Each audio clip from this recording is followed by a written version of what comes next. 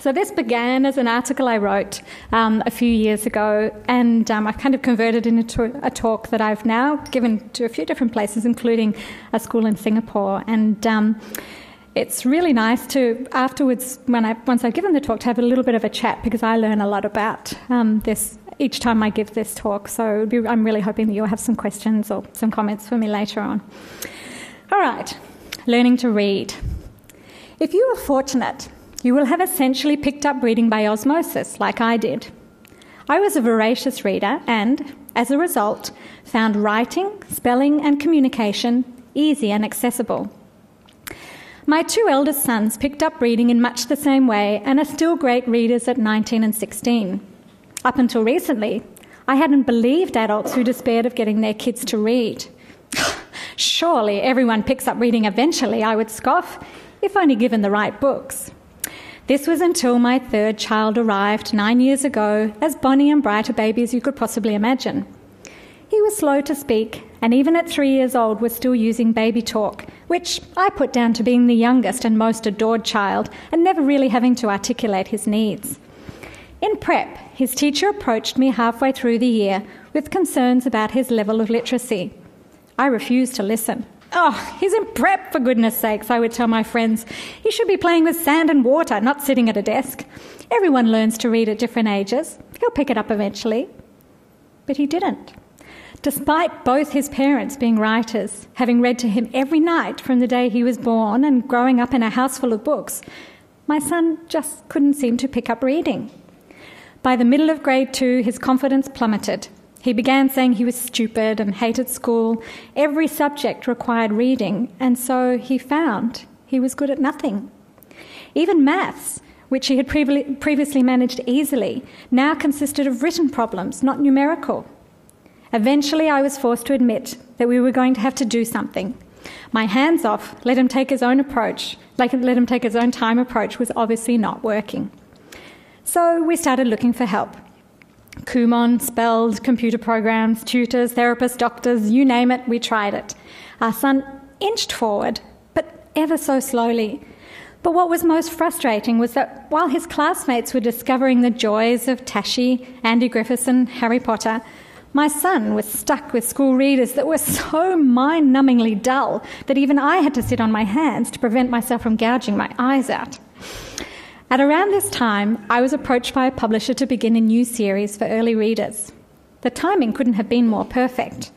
She mentioned that her research had shown that there was lack of good material around for young children learning to read. I could have kissed her.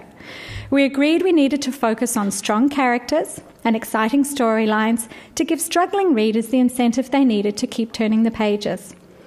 We decided we wanted them to feel real. There were a lot of stories around at the time featuring princesses and fairies, spies and pirates, but little that reflected kids' own lives. That afternoon, I went home and pulled out all my old Dr. Seuss books. My son had declared he had outgrown them because picture books were for babies. He was desperate to be seen reading novels like his friends were. So, the challenge as I saw it was to write something that looked like a short novel but was almost as easy to read as The Cat in the Hat.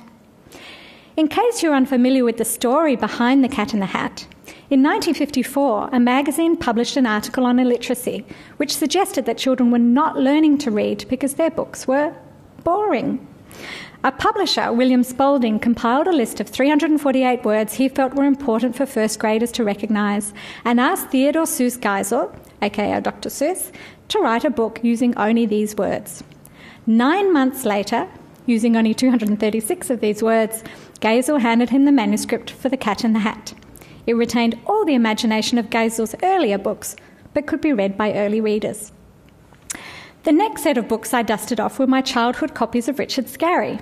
I studied these books carefully to work out what had appealed to me so much and decided it was Scarry's unusual use of second person. "Doesn't Lolly Worm look lovely in his hat?" he would write, and I remember answering yes, and being quite thrilled that my opinion had been sought.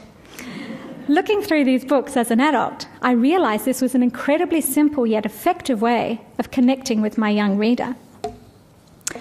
The last series I drew upon for inspiration were the Millie, Molly, Mandy books, begun by Joyce Lancaster Brisley in the 1920s. I couldn't find my old copies, but remembered them as being very simple stories about the life of a young girl. They contained no wizards or dragons or even family tragedies to contend with, yet I still remember finding them utterly gripping. So, inspired by Seuss, Scarry and Lancaster Brisley, I decided my stories would begin in second person, contain the language of a school reader, and stick to the simplest day-to-day occurrences of a 6 to 8-year-old. Simple? Ha! Over the next few weeks, I wrote 2 stories using these limitations and tested them out on my son. He listened, which was a rarity at the time, and when he fidgeted or seemed to lose track of the story, I made notes in the columns to trim back or change the wording. I figured if I could keep my son interested, I could keep any kid interested. After much toing and froing with my publisher, paring back the text and cutting sentences even shorter, we arrived at our prototype, Billie B. Brown, the soccer star. The character was feisty and tomboyish, and her best friend was a boy, which I hope meant that even though the series was initially aimed at girls, boys might want to read them too. An illustrator was found who, though living in New Zealand, had been born in Japan, and her slightly manga-style illustrations gave the books a contemporary feeling I couldn't have achieved had I illustrated them myself. We then worked on the second book, Billie B. Brown, the Bad Butterfly, and had both ready to launch at the beginning of 2010. The series grew from 6 books to 12 to 20 with a spin-off series for boys called Hey Jack. 3 years down the track, my publishers informed me that the Billie B. Brown series had sold its millionth copy. Obviously, this news is thrilling, but I wanted to tell you about something else that has been even more rewarding for me. Every book signing, I meet these parents. I recognise them straight away. Their faces are full of emotion, and they are usually pushing a very shy and awkward young child ahead of them. "Tell her," they whisper, "tell her," and they gently prod their beloved offspring to speak to me. The child, now even more uncomfortable, clams up even further, forcing their desperate parent to blurt out on their behalf, "My child hated reading before she found your books. She couldn't read a thing, and now she won't put them down. I can't tell you how grateful I am that you wrote this series. I can't tell you what it means to see her reading." I want to tell them, I know, I really and truly know I am you. I totally understand what you've been through and what you're going through. I couldn't feel more honoured and privileged to have been a small part of something that will offer your child a lifetime of joy and respect and ease. But all I can manage is a simple thank you, because I'm trying not to mess up the spelling of their kid's name in the book, and there's a queue of 100 restless kids behind them and almost as many equally emotionally parents. It's so hard to see your kids struggle and miss out on all the things you were able to take for granted.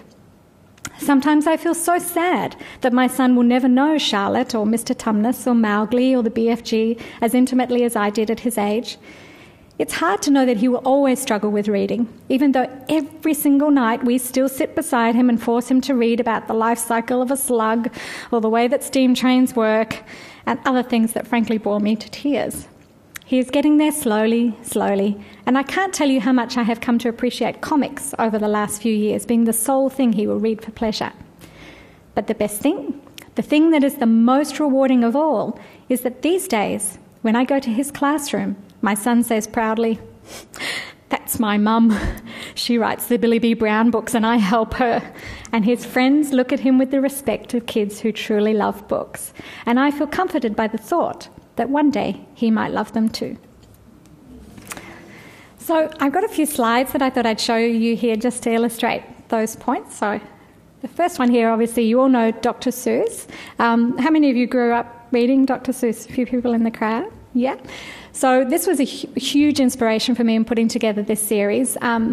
If you look at the way that the page is laid out and you look at the size of the font and the amount of words on each page, this is kind of the model that we were using. We really wanted to create something that looked really friendly, really accessible and not daunting at all. And my son will often comment that if there's only a few words on a page, he's quite game to go there. But as soon as the page becomes full of text, it will totally put him off. So that was definitely one of our models. Richard Scarry. Does everyone know Richard Scarry? Oh, Richard Scarry is the best. So if you look at, this is a great example of how he would use second person. So something like, "One Sunday afternoon, she drove out into the country with her friend Mr. Bruno to have a picnic. Picnics are always fun. don't you think so? And don't you just want to nod when that's being asked of you? So that's a very engaging way, I think, of drawing the reader in, is that they really feel like you're genuinely interested in their opinion. So that was the second series that we looked at. And Millie, Molly, Mandy, if you're not familiar with them, such sweet stories. And I remember as a child just being fascinated by this map that was on the end papers, and everything happened within this little world. And it was just a small group of friends. And so when I write the Billie and the Jack stories, they're just small groups of friends, just little things that happen. But there are a lot of books out there that are about fantastical things and very little that really reflects children's own lives. So this was definitely something that I remember from my childhood really liking, that even though this little girl grew up in England and I was growing up elsewhere, there was something about her that I could connect and identify with. So this was the first book, The Soccer Star. And if you have a look at the first page, you can see how all those influences have come together. So the way that it's laid out, the font, is very similar to the Dr. Seuss books. And the use of second person, Billie B. Brown has 15 freckles, 6 pair of stripy socks and 1 banana sandwich for lunch. Do you know what the Billie B. Brown is for? And sometimes I'll read these books out in classroom, and if they do, they can't wait to tell me. And if they don't, they're going to guess anyway. So it's a really great way of pulling your reader in. So if there is anyone in this group that writes for children, these are some of the things that I would suggest doing. My son, that's him there with our puppy, came up with the idea for the Hey Jack series, because he did say, why does Billie get to tell the stories all the time? Why do we never get to hear from her best friend Jack? And also, he just got to the age where it wasn't cool to be seen reading a book with a girl on the front cover. So even though she plays soccer, it's a little bit frustrating. So we decided we'd bring out the Jack books, which are essentially the same, but they just have him on the front instead of Billie. And so they're quite safe to be seen reading in public.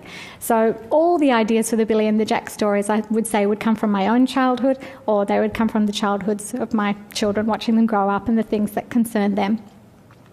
These are a few things that I've gleaned as a parent and also researching, writing these kind of books. I'm by no means an expert on this. These are just things that I've picked up that I keep in mind when I'm working with my own son who has dyslexia. But while he has a specific problem, I think that these are things that count just for kids that just can't connect with books. And I do think that eventually, if your child doesn't have a reading disability, they will find a book that will connect with them, whatever it is. Maybe they do like The Life Cycle of a Slug, unlike me. But these are some of the things that I certainly have tried. And I read quite a few books on teaching kids to read, encouraging them to read the one by Paul Jennings, The Reading Bug. Some of you might know that. It's been out for quite a while. There's some really great tips in there. So a lot of them are obvious. A lot of these you'll know already, so read to them every day. And even if it's just for a few minutes, when you sit beside a child at the end of the day, it's often the only time when it's just you and them, and particularly if they've got siblings or if you've been out all day or they've been at after-school care or whatever, it's just that little pocket of time within a day that they know that they have your undivided attention. So that's what makes books special. Books become like this little magical bubble in the day, and you carry that magic your whole life. I know because I teach writing for children to adults, and sometimes you'll hold up a book from childhood and the reaction that people have towards, oh, I remember that book. And part of it is because it had been a really emotive experience sharing that with an adult, that it was often read to them, and it brings back the memory of the smell of a grandmother or something like that. So reading to them every day can be a really special time in the day.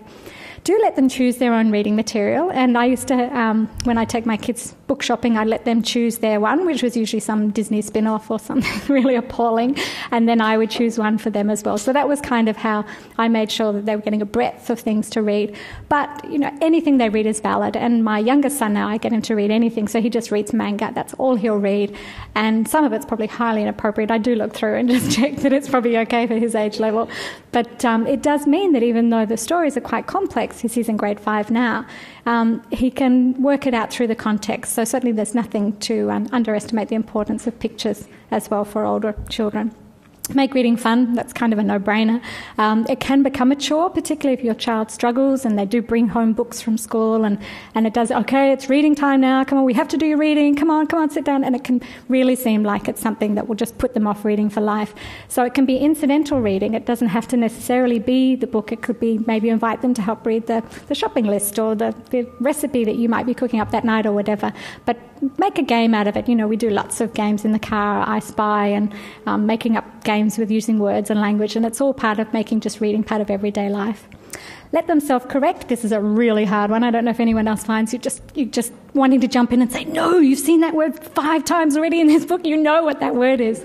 But as Paul Jennings says, it's more important that they understand the story at first, that they see that the story is something that they can glean from making those guesses. And if you learn a language other than English later on in life, that's how it comes together. You'll be very aware of the fact that you might understand only a few words in that sentence, but it's enough to bring the whole meaning together. And that's the way that children learn as well. So they may not understand every word in the sentence, but if there's enough of them to gather the meaning for the story, then that's okay. It keeps them connected to the reading.